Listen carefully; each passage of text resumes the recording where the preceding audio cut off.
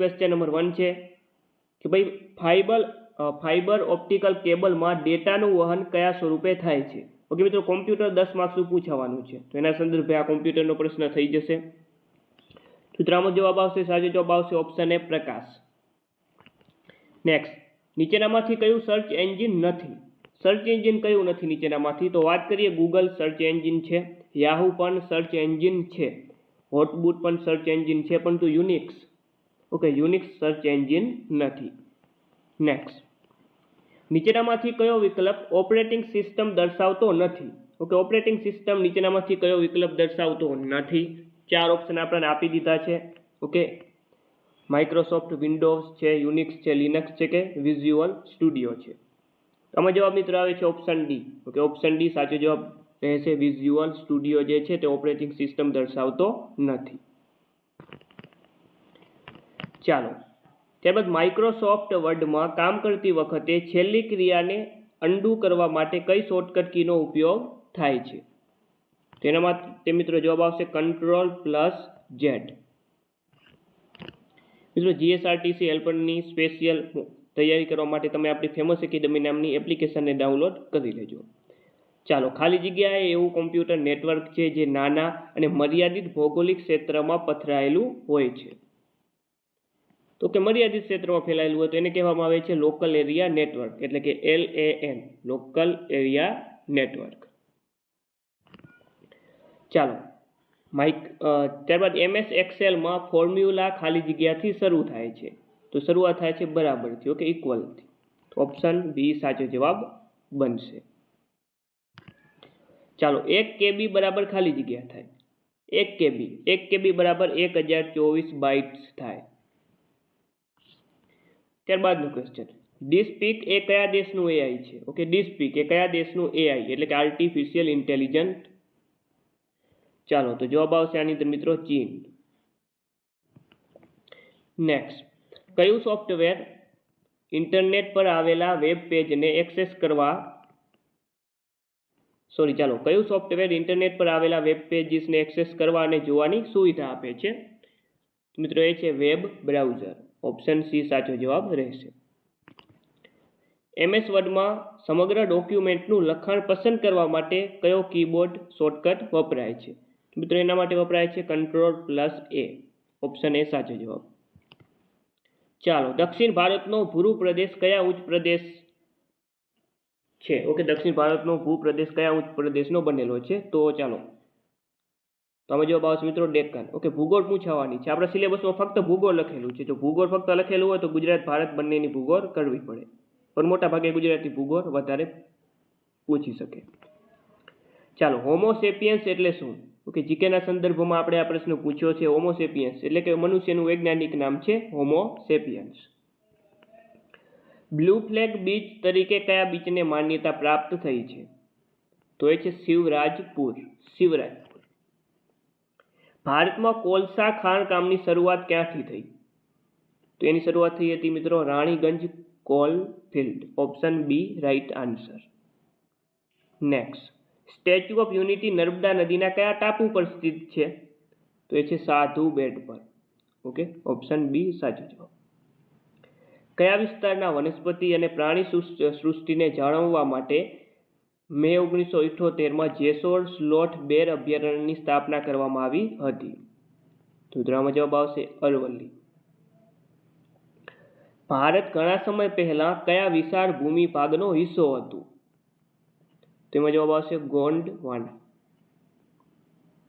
Next, ચાલો, થારના રણનો વિસ્તાર કેટલા ચોરસ માઇલ છે? ઓકે, થાર, અહીં પ્રિન્ટિંગ મિસ્ટેક છે, કયું રણ છે? થારનું રણ।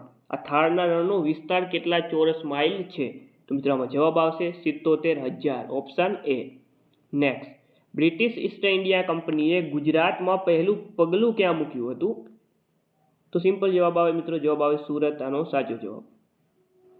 ચાલો, ગુજરાતમાં સશસ્ત્ર ક્રાંતિના પ્રણેતા કોણ હતા? તો એ હતા અરવિંદ ઘોષ। ઓપ્શન બી સાચો જવાબ રહેશે। જે ગરવી ગુજરાત દીપે અરુણ પ્રભાત, આ કાવ્ય પંક્તિના લેખક કોણ છે? તો એ છે મિત્રો કવિ નર્મદ। નેક્સ્ટ, બારડોલી સત્યાગ્રહ ક્યારે થયો હતો? બારડોલી સત્યાગ્રહ તો ઈસવીસન 1928 બારડોલી સત્યાગ્રહ થયો હતો. મધુબની ક્યાંની કલા છે? ઓકે, જીકેના સંદર્ભમાં મેં પ્રશ્ન આ લીધો છે કે જે મધુબની છે તે ક્યાંની કલા છે? તો એ છે મિત્રો બિહાર રાજ્યની. ઓપ્શન સી સાચો જવાબ.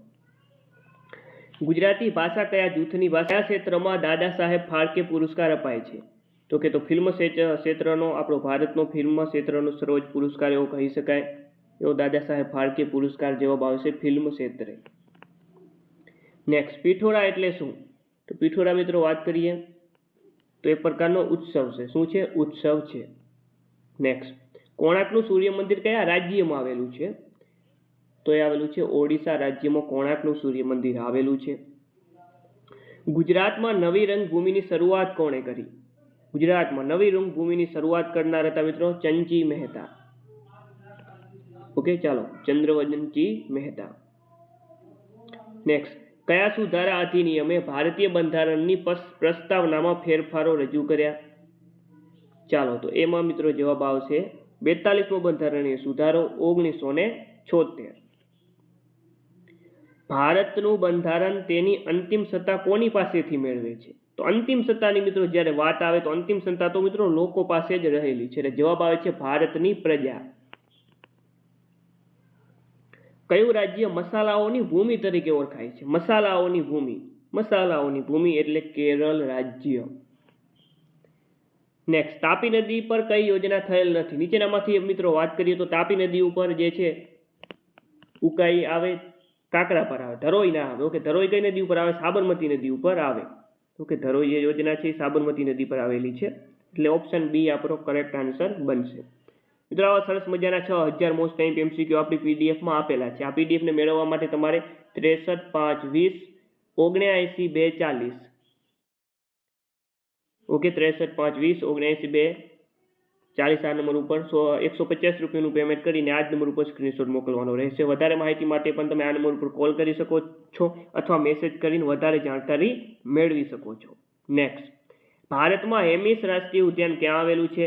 ભારતનું સૌથી મોટું રાષ્ટ્રીય ઉદ્યાન એટલે હેમિસ રાષ્ટ્રીય ઉદ્યાન જે મિત્રો લદ્દાખમાં આવેલું છે. ગુજરાત વન વિભાગ દ્વારા મે 2025માં કોની વસ્તી ગણતરી કરવામાં આવી છે? મિત્રો ખાસ અગત્યનું છે આ પરીક્ષાની અંદર કે આમાં ફક્ત ગુજરાતનું કરંટ અફેર્સ પૂછાવાનું છે. ઓકે, ગુજરાતનું કરંટ અફેર્સ આની અંદર પૂછાવાનું છે, જે આપણી પીડીએફમાં છેલ્લા 6 મહિનાનું કરંટ અફેર્સ આપેલું છે. કે છેલ્લા 6 મહિનાનું ગુજરાત કરંટ અફેર્સ, ફક્ત ગુજરાતનું કરંટ અફેર્સ છેલ્લા 6 મહિનાનું એ પણ આપણી પીડીએફમાં આપેલું છે. તો મિત્રો આમાં ફક્ત ગુજરાતનું કરંટ અફેર્સ કરવાનું રહેશે અને આપણે પ્રશ્નો પણ એના જ લીધા છે. મિત્રો આમાં જવાબ આવશે એશિયાઈ સિંહ. ઓકે, આની તો વસ્તી ગણતરી કરવામાં આવી હતી ગુજરાત વન વિભાગ દ્વારા મે 2025માં. આ સિંહની વસ્તી ગણતરી મિત્રો કરવામાં આવી, જેની અંદર 891 જેટલા સિંહ નોંધાયા છે. ઓકે, અને સૌથી વધુ સિંહ કયા જિલ્લામાં નોંધાયા મિત્રો? અમરેલી જિલ્લામાં. તો આ તમામ માહિતી આપણે ગુજરાત કરંટ અફેર્સમાં લઈ લીધી છે. આઈઆઈએમ અમદાવાદ પોતાનું પ્રથમ આંતરરાષ્ટ્રીય કેમ્પસ ક્યાં બનાવી રહ્યું છે? તો એ બનાવી રહ્યું છે યુએઈ ખાતે. વિશ્વનું સૌથી મોટું સૌર પવન ઉર્જા પાર્ક ક્યાં બનાવવામાં આવી રહ્યું છે? ચાલો, તો મિત્રો એ બનાવવામાં આવી રહ્યું છે કચ્છ જિલ્લામાં. તાજેતરમાં કયા વિદેશી બેન્ડે મ્યુઝિક કન્સર્ટ માટે અમદાવાદનું નરેન્દ્ર મોદી સ્ટેડિયમ સંપૂર્ણ બુક કરાવ્યું હતું? તો મિત્રો જવાબ આવશે આની અંદર કોલ્ડ પ્લે. ચાલો મિત્રો, આપણે 5 માર્ક્સનું અંગ્રેજી પણ પૂછાવાનું છે. ઓકે, અંગ્રેજીમાં સિમ્પલ ટોપિક કરી નાખવાના. જો આવડે તો, ના આવડે તો આ અંગ્રેજીને સ્કીપ પણ કરી શકાય. ઓકે, કારણ કે ફક્ત 5 માર્ક્સનું છે તો ચાલે, બરોબર. ચાલો, પણ આવા સરળ ટોપિક, આર્ટિકલ છે, પ્રિપોઝિશન, કંજક્શન, આવા ટોપિક તમે કરી શકો છો. પ્રોનાઉન આવા બધા ટોપિક. ચાલો, તો કિચન ખાલી જગ્યા પ્લેન્ટી ઓફ કપબોર્ડ્સ. ચાલો, તો આની મિત્રો જવાબ આવશે કિચન એકવચન છે એટલે જવાબ આવે આની અંદર has. Okay, has option C સાચો જવાબ. ચાલો, ગ્રેહામ હીઝ ખાલી જગ્યા એન્જિનિયર. Okay, engineer. તો આની અંદર કયો આર્ટિકલ લાગશે? તો કોઈ પણ પ્રકારનું પ્રોફેશન હોય. ઓકે, કોઈ પણ પ્રકારના પ્રોફેશનમાં એ અથવા એના આર્ટિકલ આવે. અહીં એન્જિનિયર ઈ એટલે જે છે સ્વરથી ઉચ્ચારણ થાય છે એટલે આર્ટિકલ આવે એન. ઓપ્શન બી સાચો જવાબ. ધ લેટર ખાલી જગ્યા my parents made me very happy. ચાલો, તો આની અંદર જવાબ આવશે ફોર્મ. ધ પોલીસમેન ખાલી જગ્યા અસ વેર વી વર ગોઈંગ. તો મિત્રો આમાં જવાબ આવશે આસ્ક્ડ, ઓપ્શન સી. ચાલો, dogs are intelligent but not ખાલી જગ્યા ચિમ્પાન્જીસ. ઓકે, ચાલો, કૂતરાઓ બુદ્ધિશાળી હોય છે પરંતુ જે ચિમ્પાન્જી એટલા બુદ્ધિશાળી હોતા નથી, આવું આનો અનુવાદ થાય. આમાં મિત્રો જવાબ આવશે સો ઇન્ટેલિજન્સ અસ. ચાલો, the plural form dear. Dear શબ્દનું આપણે જે છે બહુવચન આપવાનું છે. Okay, dear. તો ડિયરનું બહુવચન મિત્રો ડિયર જ થાય. ઓપ્શન સી સાચો જવાબ. ચાલો, ઈરમાને સહકારી યુનિવર્સિટી તરીકે કયા પ્રખ્યાત કહેવામાં આવે છે? નરસિંહ મહેતાને. ચાલો, રાત દિવસ કયો સમાસ છે? રાત દિવસ, આનો વિગ્રહ કરો તો રાત અને દિવસ, અને શબ્દથી વિગ્રહ થાય, અને અથવા ઓકે કે વગેરે આવા શબ્દોથી વિગ્રહ થાય ત્યારે દ્વંદ્વ સમાસ બને. સાચો જવાબ આવશે દ્વંદ્વ સમાસ. ઓકે, રાત દિવસ છે, ઓકે, માતા પિતા છે, આ બધા દ્વંદ્વ સમાસ બનશે. ચાલો, કદી મારી પાસે વન વન તણા હોત કુસુમો. આમાં છંદ ઓળખાવાનો છે. તો છંદ ઓળખવા માટે આપણને જુઓ મંદાક્રાંતા, પૃથ્વી, શિખરેણી કે મનહર. તો સૌપ્રથમ આના અક્ષર ગણો. અક્ષર ગણો તો 17 અક્ષર થાય છે. એટલે 17 અક્ષરના 4 છંદ છે આપણી પાસે. મંદાક્રાંતા પણ આવે, પૃથ્વી પણ આવે, શિખરેણી આવે, મનહર નહીં આવે. હવે જુઓ, પહેલો અક્ષર લઘુ છે અને બીજો ગુરુ છે અને ત્રીજો પણ ગુરુ છે. લઘુ ગુરુ ગુરુ, લઘુ પછી ગુરુ અને ગુરુ, આવી રીતે શિખરના વાર વધે છે એટલે શિખરેણી આ બનશે. ઓકે, આવી રીતે યાદ રાખવા માટે આપણે કહી શકીએ છીએ આમાં શિખરેણી સાચો જવાબ આવશે. આનું તમને બંધારણ યાદ હોવું જોઈએ. નીચેના પૈકી જુસ્સો શબ્દનો સમાનાર્થી શબ્દ કયો છે? જુસ્સો એનો સમાનાર્થી બને આવેગ. કવિઓ સાથે ચર્ચા ન કરવી એ જ ઉત્તમ. વાક્યમાં નિપાત શોધો. કવિઓ સાથે ચર્ચા ન કરવી એ જ ઉત્તમ. ઓકે, આમાં આ જ શું બતાવે છે? નિપાત દર્શાવે છે. જવાબ આવશે ઓપ્શન બી. આજનો આપણો છેલ્લો ક્વેશ્ચન છે કે સિંધુર્મી ની નીચેના પૈકી કઈ જોડી સાચી છે? ઓકે, મોસ્ટ ટાઈમ પી આ જોડણી છે. 2 થી પ્રશ્ન પત્રમાં પૂછાઈ શકે એવી જોડણી. તો સિંધુર્મી, સિંધુ પ્લસ ઉર્મી. તમામ ઓપ્શનમાં સિંધુ પ્લસ ઉર્મી જ આપેલું છે, પણ તો આની સાચી જોડણી કઈ આવશે એ પણ મહત્વનું છે. આમ ઓપ્શન ડી સાચો જવાબ બનશે. ઓકે, તો આ ખાસ ગોખી નાખજો આ જોડણીને. ચાલો, તો મિત્રો આ